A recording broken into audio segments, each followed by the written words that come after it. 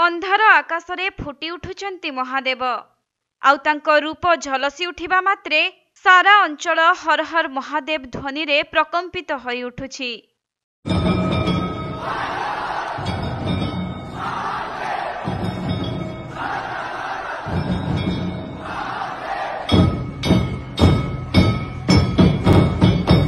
तेबे एहा कोनोसी अलौकिक दृश्य नुह, किंतु तथापि अंधार आकाशरे महादेवंकर चंद्रमा तांकर दुई कुंडल एवं तृतीय नयन परे परे भगवान शंकरंकर दिव्य रूप प्रकट हेउछि।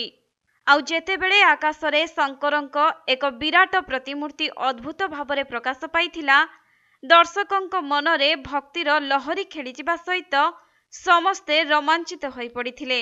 एपरिकी एही विशाल प्रतिछवि तले ठिया होइथिबा लोकमाने हर हर महादेव जप करुथुबा देखिबाकु मिलिथिला, जहार दृश्य एबे सोशल मीडिया रे भाइराल हेबारे लागिछि। तेबे आकाशरे महादेवंकर एभली प्रकट कोनोसी अलौकिक घटना होई नथिबा बेले एही भिडियोरु जणा पड़िछि जे एहा ईसा फाउंडेशन द्वारा कोयम्बटूर रे आयोजित एक कार्यक्रमर दृश्य। आउ एही भिडियो को इंस्टाग्राम रो जनक अकाउंट रु शेयर करा जाइछि। तेबे ही भिडियो आरंभरु देखा जाउछि जे आकाशरे प्रथमे चंद्रमा और 3टी बिंदु देखा देइथिला एवं देखु देखु भगवान शंकरंक दिव्य रूप प्रकट होइथिला, जहाकी आलोक माध्यमरे समस्त दर्शकंक आखि को झलसाई देइथिला।